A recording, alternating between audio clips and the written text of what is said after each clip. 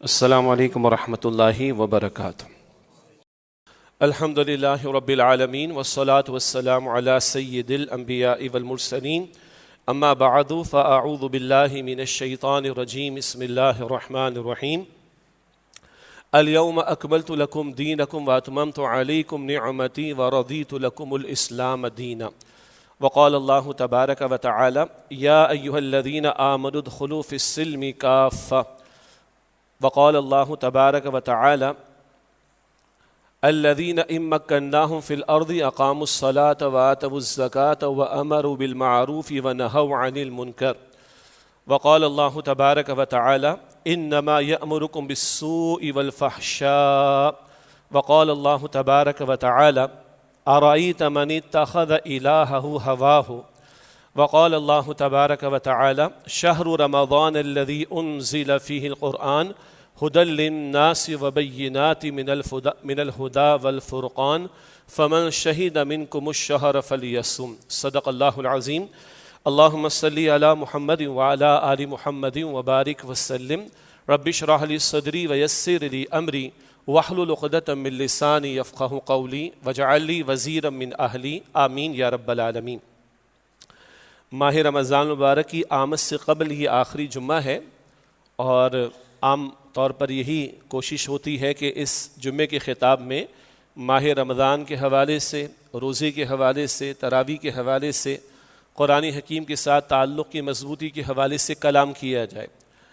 البتہ پے در پہ ایسے واقعات سامنے آتے ہیں ملکی سطح پر اور عالمی سطح پر کہ جن کے حوالے سے گفتگو کرنا بہرحال ضروری ہوتا ہے، اور جمعے کا ایک بڑا مقصد، خطاب جمعہ کا ایک بڑا مقصد یاد دہانی ہے۔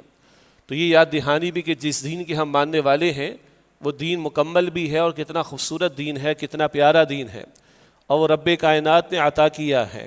آج دنیا میں شیطانی ایجنڈے کی تکمیل، دجالی تہذیب کا غلبہ، فحاشی عریانی، بے حیائی کی ترویج، عورت کی تذلیل، عورت کو کھلونا بنانا، کموڈٹی بنانا، ہوس کا نشانہ بنانا، اور دنیا کے کچھ مفادات کی خاطر حب جاہ کے نتیجے میں اور حب مال کے نتیجے میں اس عورت کو ایک تجارتی کموڈٹی بنا کر پیسہ ہڑپ کرنا، یہ سارے نظارے بے حیائی کے، فحاشی کے، استحصال کے، ایکسپلائٹیشن کے ہمارے سامنے آ رہے ہیں۔ ایسے میں جب دین کی تعلیم کا مطالعہ کرتے ہیں اور رب کائنات کے احکامات کا مطالعہ کرتے ہیں تو اور زیادہ یقین بڑھتا ہے کہ اسی اسلام میں خیر ہے، اور اسی اسلام کے ماننے اور اس کے احکام پر عمل کرنے اور اس کے نظام کے قیام سے جان کا، مال کا، آبرو کا تحفظ ہو سکتا ہے، اور بندوں کو بندوں کی غلامی سے نجات مل سکتی ہے۔ اور جب بندوں کو بندوں کی غلامی سے نجات ملے گی اور وہ اپنے حقیقی رب اللہ سبحانہ وتعالیٰ کی غلامی میں آئیں گے، تبھی اپنی آخرت کی فکر کر سکیں گے، اپنی اصل زندگی کی فکر کر سکیں گے۔ اللہ تعالی ہمیں دین پر یہ یقین اور اعتماد عطا فرمائے۔ صوبہ سندھ میں، سندھ اسمبلی میں ایک ہندو رکن اسمبلی نے شراب کی پابندی کے لیے بات رکھی، اور ڈوب مرنے کا مقام ہے، بغیرتی کی انتہا ہے کہ مسلمان ارکان اسمبلی نے مخالفت کی ہے، اس کی بغیرتی کی انتہا ہے۔ اب یہ بھی بات ہے جس پر کلام ہونا چاہیے۔ لاہور کا ایک کالج تھا، اس کو یونیورسٹی کا درجہ دے دیا گیا ہے، اور وہاں کی پرنسپل صاحبہ طالبات سے کلام کر رہی ہیں۔ کیا بیڑا غرق ہے آج ہمارے تعلیمی اداروں کا، جہاں بچے اور بچیوں کو ہم پڑھنے کے لیے بھیجتے ہیں، اور ایک خاتون جو پرنسپل، وہ خاتون جو ہے وہ طالبات کو کہہ رہی ہے کہ بچے زیادہ پیدا نہیں کرنے چاہیے۔ تو ہم نے اپنے بچوں اور بچیوں کو اس لیے تعلیمی اداروں میں بھیجنا ہے کہ یہ ان کو ایڈمونیشن کی جائے، میں جان بوجھ کے انگریزی کا لفظ استعمال کر رہا ہوں، یہ ان کو تعلیم دی جائے، یہ ان کو سکھایا جائے کہ آپ نے بچے زیادہ نہیں پیدا کرنے۔ شکر ہے بھی نکاح کا انہوں نے انکار نہیں کیا ہے، ورنہ نکاح کے انکار کرنے والے بھی اس پاکستان میں موجود ہیں۔ 8 مارچ کو عورتیں مارچ کرتی ہیں، یہ ہائی اپس کے گھرانوں کی خواتین، مالدار گھرانوں کی خواتین، ایلیٹ کلاس کی خواتین، اسی کراچی میں فریئر ہال پر اسلام آباد کی سڑکوں پر اور بڑے بڑے بینرز اٹھا کر نکاح نہیں کرنا ہے. یہ دجالی تہذیب ہے, یہ شیطان کا جو ہے وہ ایجنڈا ہے کہ نکاح نہ ہو, نسل انسانی کا قافلہ آگے نہ بڑھے. انا للہ و انا الیہ راجعون. تو اس پر بھی بہرحال کلام کرنے کی ضرورت ہے. اور عالمی سطح پر جو ایپسٹین فائلز سامنے آئی ہیں ان کو کوئی ہم حتمی دلیل کے طور پر پیش نہیں کر رہے, نہ ان کے کچھ جزیات پر جانے کی ہم بات کر رہے ہیں. اصولی بات ہے کہ ان فائلز میں جو کچھ سامنے آیا ہے, جو مغربی تہذیب کا اصل چہرہ, جو دنیا میں انسانی حقوق کے چیمپئن بننے والوں کا ابلیسی چہرہ بے نقاب ہو کر ہمارے سامنے آیا, وہ جو مسلمانوں کو عورتوں کے حقوق سکھا رہے ہیں, جو افغانستان میں, ایران میں اور دیگر مسلم ممالک میں کہتے ہیں کہ مسلمان عورتوں کا استحصال کر رہے ہیں, ایکسپلائٹیشن کر رہے ہیں, مسلمان عورتوں کے حقوق کا خیال نہیں رکھ لے. ان حقوق کے چیمپئن بننے والوں کی تہذیب جو بے نقاب ہو کر سامنے آ رہی ہے, اور جس طرح پوری دنیا سے اس جنسی اسکینڈل اور ہوس پرستوں کا معاملہ اور مال کے غلاموں کا معاملہ اور صہیونیوں کی جو ڈیپ اسٹیٹ کے تحت دجالی تہذیب اس پورے عالم پر مسلط کی جا رہی ہے, وہ ہوس کے معاملات, وہ مال کی محبت کے معاملات, اور اس کے نتیجے میں جو چہرہ سامنے آیا, دنیا جہاں سے لڑکیوں کو جمع کر کے استحصال جو ہو رہا ہے, اور یہ دنیا کو کہتے ہیں کہ تم جو ہے وہ عورتوں کے حقوق ادا کرو. یہ سارے دوغلے پن, یہ ڈویلٹی ہماری دینی اصطلاح میں تو منافقت کہتے ہیں, یہ کھل کر ہمارے سامنے آ رہی ہے. اس پر بھی بات کرنے کی ضرورت ہے. تو بھائی ان سب پر بات کرنے کی ضرورت ہے, اور اس سب کو پھر رمضان سے بھی جوڑ لیں گے انشاءاللہ تعالی. تو بہرحال جمعے کے خطاب کے حوالے سے اگر ویژن کلیئر ہو اور دین کا تصور واضح ہو تو یہ سارے ہی پہلو ہیں جن پر کلام ہونا چاہیے. ورنہ عام طور پر تو یہ ہے کہ کچھ فضائل کی باتیں ہو جائیں, کچھ چند نفل اعمال بتا دیے جائیں. ہاں, نصف شعبان جس کو ہم شب برات کہہ دیا کرتے ہیں, اسی میں ساری بخشش ہو گئی, اس کے بعد کچھ کرنے کرانے کی ضرورت نہیں. رمضان میں کچھ اعمال انجام دے لو, 27 شب میں سب بخشش ہو جائے گی, اس کے بعد مسجدیں بھی ویران ہونا شروع ہو جائیں, اور عید کے دن کیفیت ہمارے سامنے ہوتی ہے. تو ہمارا وہ مزاج نہیں ہے کہ آسان سی باتیں بتا کر, چند باتیں بتا کر اسی پر مطمئن کر کر جنت کے پروانوں کا معاملہ بیان کر دیا جائے. نہیں بھائی, یہ سب دین کے معاملات ہیں, یہ سب دین کے مسائل ہیں. بہرحال ان سب پر کلام کر کے آخر میں مختصراً ماہ رمضان کے تعلق سے بھی کچھ گفتگو یاد دہانی کے طور پر رکھنا مقصود ہے انشاءاللہ تعالی. سب سے پہلے یہ جو عالمی سطح پر یہ ایپسٹین فائلز جو سامنے آئیں, اس شخص کا تعارف پیش کرنے کی کوئی حاجت نہیں, نہ وہ سارا مقدمہ پیش کرنے کی ضرورت ہے. لیکن اب زبان زد عام یہ باتیں ہیں, اخبارات میں سب کچھ موجود ہے, سوشل میڈیا پہ سب کچھ موجود ہے. اس میں سے چند باتیں جو اخذ کی ہیں میں نے, اور بہت سے حضرات نے اس کو بیان کیا, اور یہ جمعے کے منبر کا تقاضا بھی کہ یہاں سے عوام کے سامنے باتیں بیان کی جائیں. وہ چند باتیں میں نے اشارتاً کی ہیں, تھوڑا سا اس کو کھولے لیتے ہیں. جو باتیں سامنے آ رہی ہیں بہت کچھ ہے, وہ ای میلز کے اندر بہت کچھ ہے, سیاست دانوں کے بارے میں, ملکی حالات کے بارے میں, بڑے بڑے بزنس مین ان کے بارے میں, مالداروں کے بارے میں, اشرافیہ کے بارے میں بہت کچھ ہے. اور ظاہر بات, تو سب کا احاطہ تو ممکن ہی نہیں ہے. ہم تو اصولی طور پر چند باتیں رکھ رہے ہیں. ایک وہ تہذیب کہ ہمارے ہاں سے بھی وہاں جانے والے, امریکہ کے اندر سٹیزن شپ مل جائے, یورپ کے اندر سٹیزن شپ مل جائے, بھائی جناب بڑا اچھا وہاں پہ ویلفیئر سسٹم ہے, بڑے اچھے سسٹمز ہیں, بڑے اچھا نظام ہے, اسی کو جنت سمجھنے والے, اسی کو سب کچھ سمجھنے والے. وہ اللہ کے بندو ذرا اس تہذیب کے یہ چہرہ بھی جو سامنے آ رہا ہے اس کو دیکھ لو. وہاں رہنے والے ہر فرد کی مذمت نہیں کر رہے, مگر وہ تہذیب جس بنیاد پر کھڑی, خدا کے انکار پر, وحی کی تعلیم کے انکار پر, پیغمبروں کے رد پر, آخرت کے انکار پر, اس تہذیب کے شاخسانے کیا ہیں؟ وہ جن کو دنیا سمجھتی جناب یہ ایڈوانس ممالک ہیں, یہ ترقی یافتہ ممالک ہیں, بڑی ریسرچ یہاں پر ہوتی ہیں, بڑے ریسرچ کے انسٹیٹیوشنس یہاں پر موجود ہیں, بڑی ترقی یہاں پر ہو چکی, بڑی ٹیکنالوجی ان کے پاس ہے, بڑے سسٹمز انہوں نے ڈیولپ کر لی ہیں, یہ دنیا کے لیے رول ماڈل ہیں. یہی نظارے سامنے تھے نا. گو کہ یہ آج نہیں بے نقاب ہو رہا ہے اس تہذیب کا چہرہ, یہ آج نہیں ہو رہا, یہ مستقل ہوتا چلا آیا ہے, لیکن آنکھیں نہیں کھلتی نا. تو اب تو ہزاروں کی تعداد میں پیجز اور ای میلز کے معاملات، تو ساری دنیا اس پر اب تحقیق کرے گی کیا کچھ کھل کے سامنے آ رہا ہے. ہم تو اصولی بات وہاں سے پک کر لیں. تو جس تہذیب کو اور جن ممالک کو ہم نے سمجھا ترقی یافتہ ہیں، یہ دنیا کے چیمپئن ہیں، یہ حقوق انسانی کے چیمپئن ہیں، یہ ہیومن رائٹس کے چیمپئن ہیں، یہ دنیا کو لیڈ کر رہے ہیں، یہ دنیا کے لیے رول ماڈل ہیں، یہ دنیا کے لیے نمونہ ہیں، آج یہ چہرے ہٹتے چلے جا رہے ہیں اور زبان جھجکتی ہے ان باتوں کو بیان کرتے ہوئے جو وہاں پر بیان ہو چکی ہیں، جو منظر عام پر آ چکی ہیں. تو اصولی بات کیا ہے؟ وہ مغرب جس کو ہم نے سمجھا، جس میں امریکہ، یورپ، اس سب کو شامل کر لیجئے. بنیاد ہے بے خدا تہذیب، خدا کے انکار پر چلنے والی یا پنپنے والی، پروان چڑھنے والی تہذیب. اور کیا مکروہ چہرے سامنے آ رہے ہیں. ابلیسیت کا ایجنڈا کیا ہے؟ یأمرکم بالسوء والفحشاء. وہ شیطان تمہیں کس بات کا حکم دیتا ہے، کس بات پر لگاتا ہے، کس بات کی دعوت دیتا ہے؟ بے حیائی، برائی کی دعوت دیتا ہے اور بے حیائی کی دعوت دیتا ہے. اور جمعے کے خطبات میں آخر میں آیت ہم سنتے ہیں سورہ نحل میں آیت نمبر 90، وَيَنْهَا عَنِ الْفَحْشَاءِ وَالْمُنْكَرِ وَالْبَغْيِ. اللہ منکر سے تمہیں روکتا ہے، فحشاء سے روکتا ہے، منکر سے روکتا ہے، بغی یعنی زیادتی کے کاموں سے روکتا ہے. تو شیطان کی دعوت بے حیائی کی اور رحمان کی دعوت حیا کی دعوت ہے. اور دنیا میں اصل دو ہی دعوتیں، یا تو شیطان کی یا رحمان کی. جیسے دنیا میں پارٹیاں اصل میں دو ہی ہیں، لاکھ ہمارے سامنے ہزاروں ہوں، اصل دو پارٹیاں ہیں، حزب اللہ، حزب الشیطان. یہ سورہ مجادلہ میں ذکر آتا ہے 28 پارے کی پہلی سورت میں.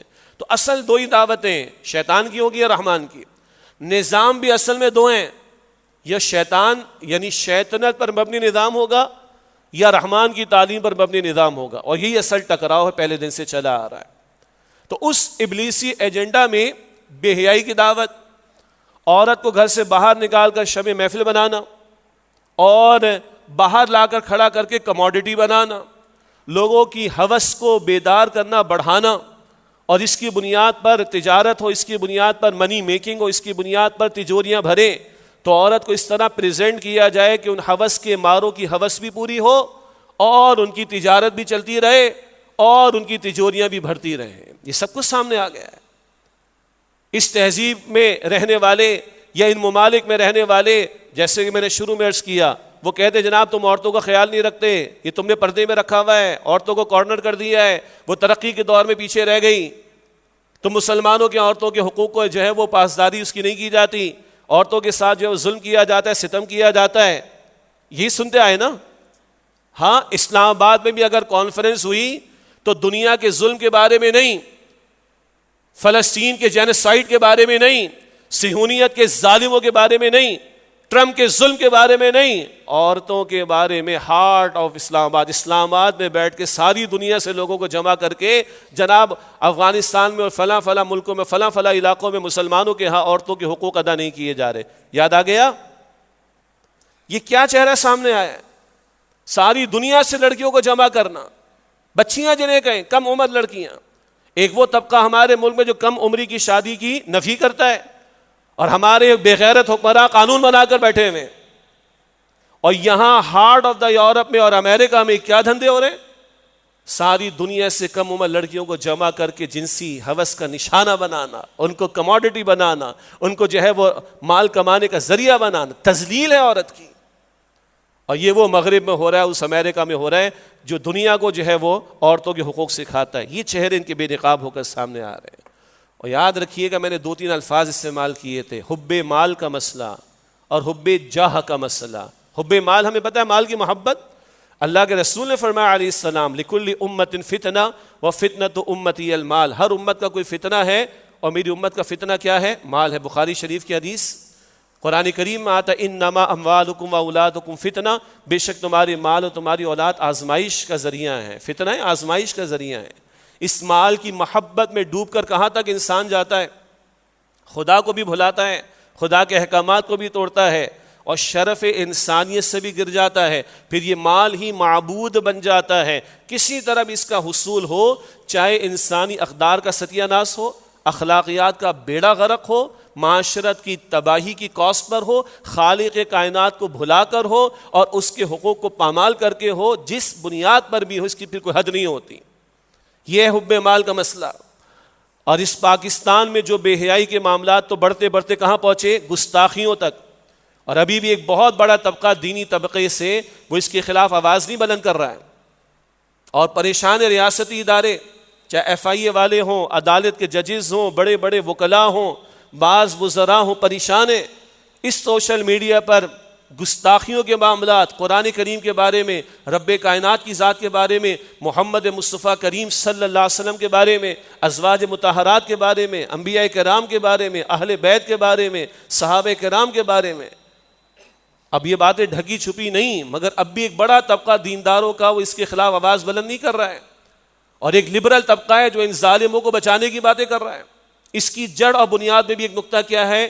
وہ مونیٹائزیشن کا معاملہ اور وہ کمائی کا معاملہ. وہ جو ڈیپ اسٹیٹ ہے دجالی ایجنڈے کو پورا کرنے کے لیے، شیطانی ایجنڈے کو پورا کرنے کے لیے، کہ ان سارے دھندوں کے ذریعے مال مال مال ملے گا تمہیں. یہ مال کی محبت کہاں لے جا رہی؟ ایمان جا رہا ہے. اس سے آگے بیان کرنے کی مجھ میں ہمت نہیں.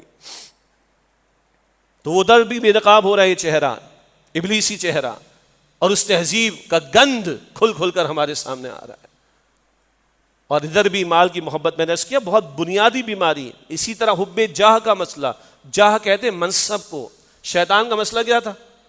یہ آدم کو تو نے اللہ بنایا مٹی سے، مجھے بنایا آگ سے، میں اعلیٰ یہ افضل، میں سجدہ کیوں کروں؟ یہ حب جاہ کا مسئلہ تھا. منصب مجھے ملے، اس کو کیوں مل گیا؟ خلافت مجھے ملے، اس کو کیوں مل گئی؟ مقام مجھے ملے، اس کو کیوں مل گیا؟ یہ حب جاہ بھی شیطنت کے کردار کا ایک ستون ہے. یہ شیطنت کے کریکٹر کا ایک پلر ہے. حب جاہ، منصب مجھے ملے. تو دنیا میں، دنیا پر رول کرنے والے، دنیا پر قبضہ کرنے والے، دنیا پر حکمرانی کرنے والے، چاہے انسانوں کو جانور بنا دیا جائے. یہود کا تو معاملہ یہی ہے. وہ تو کہتے ہیں سارے باقی نان جیوس و جینٹائلز ہیں، غیر یہودی جینٹائلز ہیں، جانور سے بھی بدتر ہیں. اور اس پورے ایپسٹین فائلز کے اندر جو بات ہے، اس کے پیچھے بھی وہ سارا وہ یہود کا دماغ، اور کس طرح مالیات کے ذریعے سے اور مال کے جال کے ذریعے سے اور ہتھ کنڈے کے ذریعے سے اور عورت کو نمایاں کر کے اور یہ ہوس کا نشانہ بنا کر کس طرح قابض کر کے اپنے مفادات کی تکمیل، اس میں گریٹر اسرائیل کا بھی قائم ہونا وہ شامل ہے. یہ باتیں کھل کھل کر سامنے آ رہی ہیں. اچھا، میں نے جو ذکر کیا، بلکہ ایک اور بات بھی ہے، جن حضرات نے زیادہ تفصیل سے ان ساری تفسیرات کو دیکھا ہے، یہ بھی ذکر آیا ہے کہ انہی ایپسٹین فائلز کے اندر یہ باتیں بھی بیان ہوئی ہیں کہ بھائی دنیا کے اندر یہ جو ایکسٹریمسٹ مسلمان ہیں، یہ شدت پسند مسلمان ہیں. عام جملے کیا مشہور ہیں؟ جو پولیٹیکل اسلام کی باتیں کرتے ہیں. یہ دو الفاظ ہمارے لبرل بھی استعمال کرتے ہیں، ہمارے سیکولر بھی استعمال کرتے ہیں. او جی پولیٹیکل اسلام نہیں چاہیے. بھائی اسلام از اسلام. یہ کیا پولیٹیکل اسلام، ریڈیکل اسلام، ایکسٹریمسٹ اسلام، مودودی صاحب کا اسلام، ڈاکٹر اسرار کا اسلام، یہ کہاں سے آ گیا؟ یہ لوگوں کی ٹرمینالوجی ہے، اسلام کی تو نہیں. اسلام از اسلام. یہ دنیا کے جن کے مفادات، دنیا میں جن لوگوں کے مفادات اس ظالمانہ نظام کے ساتھ وابستہ ہیں، ان کو خطرہ اگر ہے تو اسلام سے ہے، اسلام کے نظام سے ہے، جو خالق کا عطا کردہ نظام ہے، جو جان مال آبرو کے تحفظ کی بات کرتا ہے، جس نے شرعی سزائیں بھی بتائی ہیں تاکہ لوگوں کی جان مال آبرو محفوظ رہے، جس نے نکاح کا پاکیزہ بندھن بھی عطا کیا تاکہ فطری خواہش جائز طریقے پر مکمل ہو، جس نے اولاد کے حصول کی تعلیم بھی عطا کی ہے، جس نے محرم نامحرم کی تمیز بتائی ہے، جس نے پردے کے احکامات بتائے ہیں، جس نے عورت کو پروٹیکشن عطا کی ہے، جس نے عورت کے اصل مقام کو اس کا گھر قرار دیا ہے، جس نے عورت کو گھر کی ملکہ بنایا ہے، مرد کو قوام بنا کر کفالت کی ذمہ داری جس پر ڈالی ہے، اس اسلام کے عادلانہ نظام سے ان دنیا پرستوں کو جو دنیا پر قابض ہونا چاہتے خطرہ ہے. تو وہ لکھوا رہے ہیں، یہ لکھ رہے ہیں کہ بھائی انسانیت کو خطرہ ہے یہ ریڈیکل اسلام کی باتیں کرنے والوں سے، یہ ایکسٹریمسٹ اسلام کی باتیں کرنے والوں سے، یہ پولیٹیکل اسلام کی باتیں کرنے والوں سے. یعنی وہ مسلمان یا وہ دینی جماعتیں یا وہ مسلمان طبقات جو اسلام کو as a code of life, as a نظام زندگی، سسٹم آف لائف مانتے بھی ہیں اور پریزنٹ بھی کرتے ہیں اور اسلام کے نفاذ و غلبے کی بات بھی کرتے ہیں، ان دنیا پرستوں کو، ان باطل پرستوں کو، ان دجالی تہذیب کے ایجنٹس کو، ان شیطان کے ایجنٹس کو اس اسلام سے خطرہ ہے. جو انسانوں کی جان، انسانوں کے مال، انسانوں کی آبرو کی تحفظ کی بات کرتا ہے. یہ بھی لکھا ہوا ان فائلوں کے اندر. تو ہمیں اور کھل کر سامنے آنا چاہیے، اور کھل کر سامنے آنا چاہیے. یہ اتنا ظلم دنیا کی لڑکیوں اور بچیوں پر، یہ ظالم ہوس کے مارے، اس ظلم کے خلاف بات کرنی چاہیے اور اسلام کی صحیح تصویر پریزنٹ کرنی چاہیے. میں نے چند آیات شروع میں تلاوت کی تھی. اللہ فرماتا ہے الیوم اکملت لکم دینکم، آج کے دن میں نے تمہارے لیے تمہارے دین کو مکمل کر دیا. واتممت علیکم نعمتی، اور اپنی نعمت تم پر مکمل فرما دی. اللہ نے اسلام نعمت کے طور پر دیا ہے. یہ تو دجالی تہذیب ہے، یہ شیطان کے ایجنٹس ہیں، یہ زحمت بنے ہوئے دنیا کے لیے، یہ ظالم، ان کے مکروہ چہرے کھل کر سامنے آ گئے.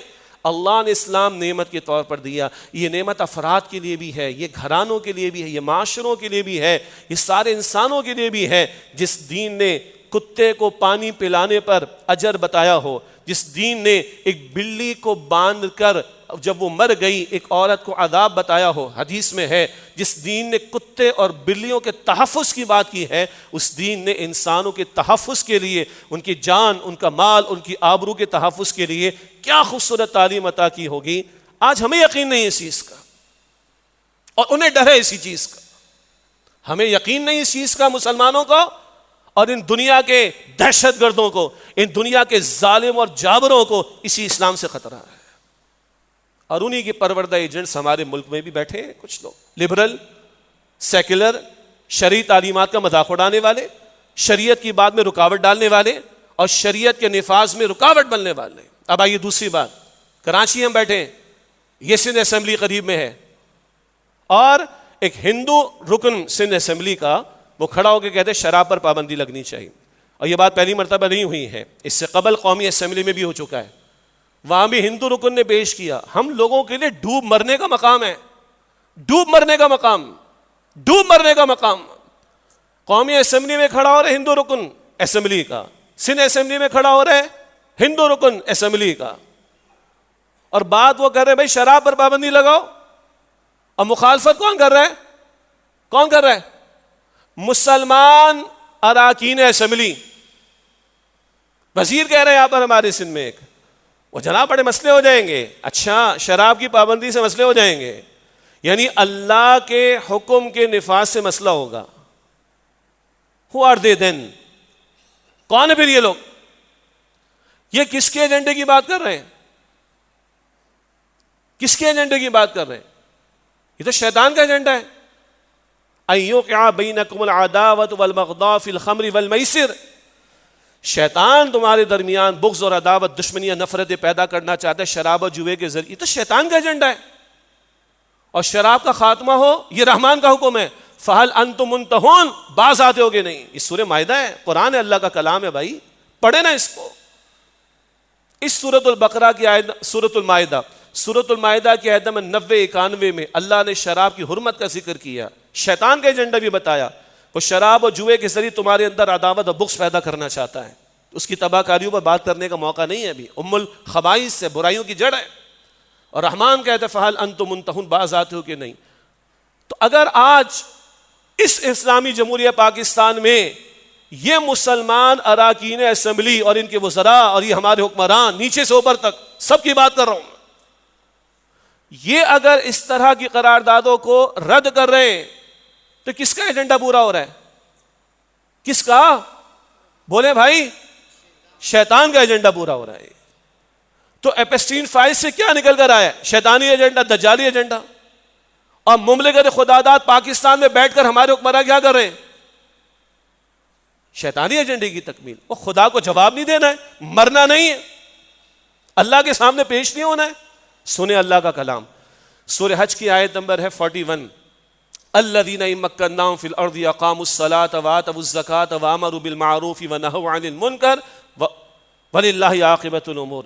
جنہیں ہم زمین میں تمکن اختیار عطا کریں گے، اتھارٹی مل گئی، اختیار مل گیا، کیا کرنا ہے؟ نماز قائم کرنی، حکمرانوں کا نماز ادا کرنا. تفصیلات آتی نہیں، پھر کبھی بات کر لیں گے. زکوٰۃ دیں گے، زکوٰۃ کا پورا نظام ہوگا. نیکی کا حکم دیں گے، منکر سے روکیں گے. طاقت ہے تمہارے پاس.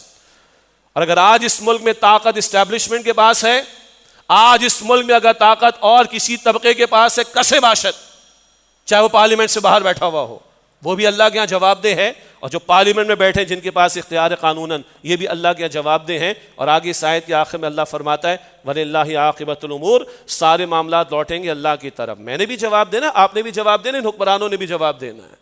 رحمان کا ایجنڈا پورا کر رہے تھے یا شیطان کا ایجنڈا پورا کر رہے تھے؟ لاہور کا ایک کالج تھا، یونیورسٹی کا درجہ مل گیا، خاتون پرنسپل، اور وہاں کی طالبات کو خطاب کیا جا رہا ہے بیٹا آپ نے بچے زیادہ نہیں پیدا کرنے ہیں یا بچے ہی پیدا نہیں کرنے. میں نے اس لیے شروع میں کہا تھا شکر ہے بھی نکاح کا تو تصور مانا جا رہا ہے، نکاح کے بعد ہی یہ معاملہ ہوتا ہے، اور زنا کے نتیجے میں جو کچھ ہو رہا ہے وہ تو حرام خوری ہے، حرام کاری ہے، وہ تو حرام کاری ہے وہ تو وہاں کہا جا رہا ہے جی بچے زیادہ نہیں پیدا کرنے. یہ کس کا ایجنڈا ہے؟ یہ کہاں سے آیا ہمارے ہاں؟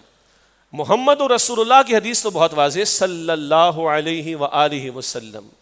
اللہ اکبر، کمال کمال کی بات. آج جس ڈگر پہ اس پوری انسانیت کو ڈالا جا رہا ہے اس کے بالکل بالمقابل محمد مصطفیٰ علیہ السلام کا قول ہے. ہمیں بچپن سے کیا پڑھایا گیا؟ جناب وہ سب ستارے کا آفس، یہ فیملی پلاننگ والے، یہ فلاں کلینک، یہ فلاں کلینک، یہ بات ہے وہ بات ہے، یہ نہیں کرنا وہ نہیں کرنا، بچے دو ہی اچھے. یہی کہتے ہیں نا، بھارت میں کہتے تھے ایک کے بعد ابھی نہیں، دو کے بعد کبھی نہیں، بچے دو ہی اچھے، اور بیٹیاں پسند نہیں. یہ تو شیطانی ایجنڈا ہے، یہ تو مشرکین مکہ کی حرکت تھی کہ بیٹیاں پسند نہیں.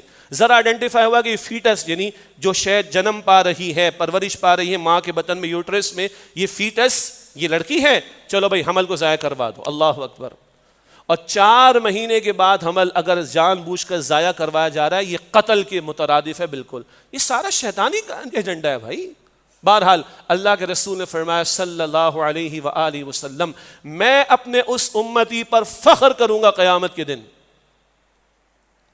میں اپنے اس امتی پر فخر کروں گا قیامت کے دن جس کے ذریعے سے میرے رب نے میری امت میں اضافہ کیا ہوگا. کثرت اولاد، میں اپنے اس امتی پر فخر کروں گا جس کے ذریعے سے میرے رب نے میری امت میں اضافہ کیا ہوگا. حضور تو فخر کریں گے، اور ہمیں کیا کہا جا رہا ہے؟ بچے نہیں ہونے چاہیے، پھر کہا جا رہا ہے نکاح نہیں ہونا چاہیے. یہ ساری شیطانی تہذیب ہے بھائی، دجالی تہذیب ہے. اور ہمیں محمد مصطفیٰ امام الانبیاء خاتم الانبیاء سید المرسلین والآخرین فرما رہے ہیں علیہ السلام اس امتی پر فخر کروں گا جس کے ذریعے میرے رب نے میری امت میں اضافہ کیا ہوگا. اب بتائیے کس کی مانے؟ اللہ، بٹ نیچرل رسول اللہ کی ماننی ہے صلی اللہ علیہ وسلم، اللہ کی ماننی. اور یہ پاکستان میں لاہور میں ایک سارا تماشا بسنت کا ہو چکا، وہ کچھ بعد میں پچھلے جمعے میں خطاب کر چکا ہوں لاہور میں، موقع اس وقت نہیں. تماشا لاہور میں ہوا بسنت کا، اب تماشا کرکٹ کا چل رہا ہے. لگائے رکھو انہی کے اندر، لگائے رکھو انہی کے اندر، لگائے رکھو انہی کے اندر. انہی چکروں میں رہے، حقیقت حال ان کے سامنے نہ آئے، ظلم ان کو دکھائی نہ دے، جو ہے بربادی ان کو دکھائی نہ دے. ذرا کوئی احساس پیدا نہ ہو جائے کسی اصلاح اور کسی انقلاب کو برپا کرنے کا. خواب سے بیدار ہوتا ہے ذرا محکوم اگر، خواب سے بیدار ہوتا ہے ذرا محکوم اگر، پھر سلا دیتی اس کو حکمراں کی ساحری. لگائے رکھو ان کو بسنت کے چکر، لگائے رکھو ان کو کرکٹ کے دھندے، لگائے رکھو ان کو سوشل میڈیا پر، لگائے رکھو کسی اور لالی پاپ کے اندر، تاکہ ان کو یاد ہی نہ آئے کہ یہ کون ہے. یہ محمد کے غلام ہے صلی اللہ علیہ وسلم، یہ آخری امت کے افراد ہیں. اللہ نے سوالات کو چنا اور نبوت کا دروازہ بند کر دیا محمد مصطفیٰ علیہ السلام پر. اور ختم نبوت کے بعد اللہ فرماتا ہے ہوا جتباکم، اللہ نے تمہیں چن لیا، تمہیں اللہ نے چنا ہے. بھول جائیں یہ لوگ، انہیں دنیا کو لیڈ کرنا تھا، دنیا کی رہنمائی کرنی تھی، دنیا کی طرف ہدایت کا پیغام پہنچانا تھا. کنتم خیر امت اخرجت للناس تأمرون بالمعروف وتنہون عن المنکر، سورہ آل عمران آیت نمبر 110. تم بہترین امت ہو جنہیں انسانوں کے لیے برپا کیا گیا، انسانوں کے لیے کھڑا کیا گیا. تم نے اپنی نہیں دوسروں کی بھی فکر کرنی، سارے عالم کی فکر کرنی. تم نے نیکی کا حکم دینا ہے، تم نے بدی سے روکنا ہے. بھول جائیں یہ لوگ، ان کو اپنا منصب یاد نہ رہے، اپنی وقعت، اپنی اہمیت یاد نہ رہے. لگائے رکھو کھیل دھندوں کے، لگائے رکھو بسنت کے اندر، لگائے رکھو کرکٹ کے اندر، لگائے رکھو سوشل میڈیا پر، اور اسی چکر کے اندر یہ مر کے دنیا سے چلے جائیں. یہ حیوانوں کی سطح پر زندگی بسر کرے، بے مقصد زندگی بسر کریں. نظارے ہم دیکھ چکے ہیں، جو مغرب کی بات اور امریکہ کی بات ہمارے سامنے آ گئی. جانوروں کی سطح پہ زندگی بسر کریں. کوئی بڑا مشن، کوئی بڑا ویژن، کوئی بڑا مقصد، کوئی بڑا گول، کوئی بڑا ٹارگٹ نہ رہے ان کے سامنے. لگائے رکھو ان چکروں کے اندر. یہ ہمارے حکمرانوں کی ٹیکٹکس بھی ہیں بھائی. جیسے کہ عالمی دہشت گرد ہیں، وہ عالم پر جو ہے وہ قابض ہونے کے منصوبے بناتے ہیں، ہمارے والے ہمارے یہاں بناتے ہیں. لگائے رکھو انہیں چکروں کے اندر. خدا کے بندو جاگو، اللہ ہمیں بھی ہدایت دے. ہمارے حکم کلمہ پڑھتے ہیں بھی، اللہ ان کو بھی ہدایت. مرنا ہے جواب دینا اللہ کو. ہم نے کیا جواب دیں گے اللہ کو؟ آج دی ہوئی عقل، آج اللہ کا عطا کردہ فہم، اللہ کی دی ہوئی یہ انٹلیکٹ، اللہ کی دی ہوئی یہ کیپیسٹی، یہ صلاحیتیں، یہ ریسورسز، یہ وسائل، آج ہم کہاں لگا رہے ہیں؟ شیطان کے ایجنڈے کو پورا کرنے کے لیے یا رحمان کے تقاضوں کو پورا کرنے کے لیے؟ اس بات کی یاد دہانی، اس بات کی یاد دہانی، اس بات کا بڑا ریمائنڈر، اس کام کے لیے لوگوں کو کھڑا کرنا، اس کام کے لیے لوگوں میں شوق اور جذبہ پیدا ہو، اس کام کے لیے لوگوں کو موٹیویشن، انسپریشن ملے، اس کام کے لیے کوئی جذبہ پیدا ہو جائے. اب آ رہا ہے رمضان کا مہینہ. کیا ہے رمضان؟ اپنی روح کو بیدار کرنے کا موقع. روزے کے ذریعے یہ جو ہمارا جو جسم ہے، تم اسی کے غلام نہ بن جاؤ. تم میرے حیوان نہیں ہو. آنکھیں جانوروں کے پاس بھی ہیں، کان جانوروں کے پاس بھی، ہاتھ پیر جانوروں کے پاس بھی ہے. تمہارے پاس بھی فرق کیا ہوا؟ پھر فرق ہے. تم جانور نہیں ہو، تم اشرف المخلوقات ہو. خلقت بیدی، اللہ نے اپنے دونوں ہاتھوں سے آدم کو بنایا. ونفخت فیہ من روحی، اس میں اپنی روح میں سے کچھ پھونکا ہے. لقد خلقنا الانسان فی احسن تقویم، بہترین ساخت میں پیدا کیا ہے. ولقد کرمنا بنی آدم، انسان کو تکریم عطا کی ہے بنی آدم کو. تمہیں خلافت دے کر زمین پر بھیجا ہے، اپنی نمائندگی کے لیے زمین پر بھیجا ہے. اور یہ محمد کے غلام صلی اللہ علیہ وسلم، یہ تو اعلیٰ ترین امت ہے دنیا میں جو کھڑی کی گئی ہے. تم محض جسم کے غلام نہ بنو. تم میرے حیوان نہیں ہو کہ کھا لیا پی لیا موج اڑا لی. نہ، تمہارے اندر اللہ نے روح پھونکی ہے. اس روح کی بنیاد پر تمہارا شرف ہے، عزت ہے، وقار ہے اللہ کے نگاہوں میں. اس روح کو بیدار کرو رمضان میں روزے کے ذریعے. اچھا، دن میں تو روزہ رکھو تاکہ روح بھی بیدار ہو. دن میں روزہ رکھو لعلکم تتقون، تاکہ تم میں تقوی پیدا ہو. مزید تفصیلات آئندہ جمعے میں بھی آئیں گی انشاءاللہ تعالی، اور ساتھی بھی ذکر کریں گے انشاءاللہ. رات میں کیا کرو؟ ہم نماز تراویح کہیں، صلاۃ التراویح کہیں، قیام اللیل کہیں. حضور تو پورا سال تہجد کی نماز ادا کرتے تھے. امت کے لیے اس کی ایک اجتماعی شکل تراویح شکل میں آ گئی ہمارے سامنے. اب رات کو قرآن سنو. یہ دن میں روح کو بیدار کرو گے تو روح کو اس کی غذا کی ضرورت ہے. اور روح کی غذا موسیقی نہیں ہے، یہ موضوع نہیں ہے، اس پہ بات ہو سکتی ہے. وہ تو روح کی سزا ہے، نفس کی غذا ہے، برائی کی طرف لے جانے والی شے ہے. نہیں، روح پاک شے ہے، من امر ربی، رب کی طرف سے آئی ہوئی شے ہے. اور اس کی غذا بھی رب کی طرف سے آئے ہوئے کلام سے پوری ہوگی جو کہ قرآن ہے. انسانی روح کے لیے روح کا لفظ قرآن پاک میں ہے. وحی کے لیے قرآن پاک میں روح کا لفظ آتا ہے. لانے والے فرشتے جبرائیل کو روح الامین کہا گیا ہے. نغمہ وہی ہے نغمہ کہ جس کو روح سنے اور روح سنائے. سبحان اللہ. روح محمد نے روح قرآن کی وحی کو وصول کیا ہے صلی اللہ علیہ وسلم روح الامین کے ذریعے. روح محمد نے صلی اللہ علیہ وسلم روح قرآن کی وحی کو وصول کیا ہے روح الامین جبرائیل کے ذریعے صلی اللہ علیہ وسلم.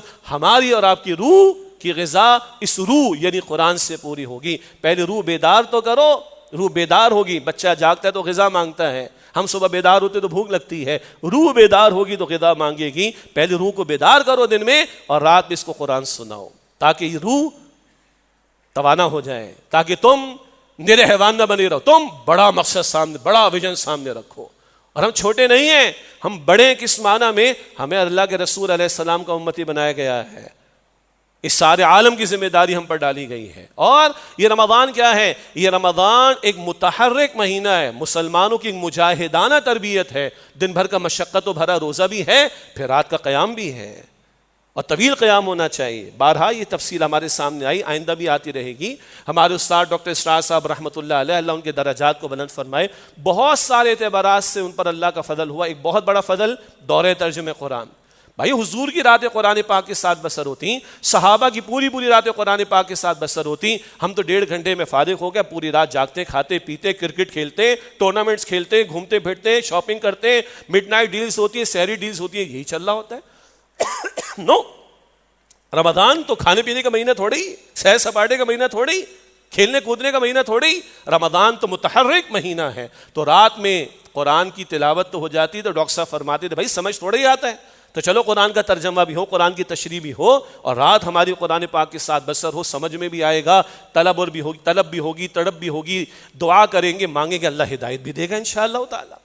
پھر اللہ کے رسول کا رمضان کیسا متحرک رمضان تھا؟ غزوہ بدر رمضان میں سجا، فتح مکہ رمضان میں ہوئی۔ یہ دو بڑے بڑے ایونٹس رسول اللہ علیہ السلام کے دور میں، ایک سے باقاعدہ آغاز قتال کا حضور کے دور میں، اور ایک میں فتح مکہ، وہ سرزمین عرب پر اللہ کا دین غالب ہو رہا ہے۔ یہ دونوں معرکے رمضان میں سجے۔ شوال 3 ہجری میں احد کا میدان سجا ہے، شوال 5 ہجری میں احزاب کا میدان سجا ہے۔ شوال آتا ہے رمضان کے بعد، غلبہ دین کی جد و جہد جاری تھی، تیاری ماہ رمضان میں ہوئی ہوگی، تو شوال میں سجا احد کا میدان 3 ہجری میں، شوال میں سجا احزاب کا میدان 5 ہجری میں۔ تو حضور کے دور کا رمضان اور بھی واقعات ہیں، متحرک رمضان ہے۔ ہمارا خیال ہے تھوڑا زیادہ کھانے پینے کا مہینہ ہے۔ صبح صادق سے غروب آفتاب تو روزہ ہوا، اور غروب آفتاب سے صبح صادق تک کیا ہوتا ہے؟ آل یو کین ایٹ، اللہ اکبر کبیرہ۔ دس از ناٹ دا کیس، یہ کھانے پینے کا مہینہ نہیں ہے بھائی۔ سونا زیادہ، کہاں سے سونے کا معاملہ آ گیا بھائی؟ سیزن ہے ہمارا، فرض کا ثواب 70 فرضوں کے برابر، نفل کا ثواب فرض کے برابر، جنت کے دروازے کھلے ہیں، جہنم کے دروازے بند ہیں، ہر رات میں اللہ کی طرف سے مغفرت کے فیصلے ہو رہے۔ یہ ایمان والوں کا موسم بہار آ گیا، ایمان والوں کے لیے سیزن آ گیا۔ سیزن میں آرام زیادہ ہوتا ہے، کام زیادہ ہوتا ہے؟ سیزن سمجھ آتی ہے نا بھائی؟ تو یہ رمضان تو سیزن ہے میرا اور آپ کا، کام زیادہ ہوگا، آرام کم ہوگا، اور اجر زیادہ ملے گا۔ تو شیطان کا مقابلہ کرنے کے لیے رمضان، اللہ اکبر، دجالی تہذیب کا مقابلہ کرنے کے لیے رمضان، روح کو بیدار کرنے کے لیے رمضان، اللہ کو پا لینے کے لیے، اللہ کا قرب حاصل کرنے کے لیے رمضان، قرآن کے ساتھ تعلق مضبوط کرنے کے لیے رمضان، ایک مجاہدانہ تربیت کے حصول کے لیے رمضان، اور امت کھڑی ہو جائے، بیدار ہو جائے، اور مشن کے لیے کھڑی ہو جائے، اس کے لیے رمضان۔ اللہ یہ رمضان ہمیں عطا فرمائے، عافیت کے ساتھ، صحت کے ساتھ، سلامتی کے ساتھ عطا فرمائے، اور ابھی سے اللہ تعالیٰ اس کی بھرپور تیاری کی ہم سب کو توفیق عطا فرمائے۔ وآخر دعوانا ان الحمد للہ رب العالمین۔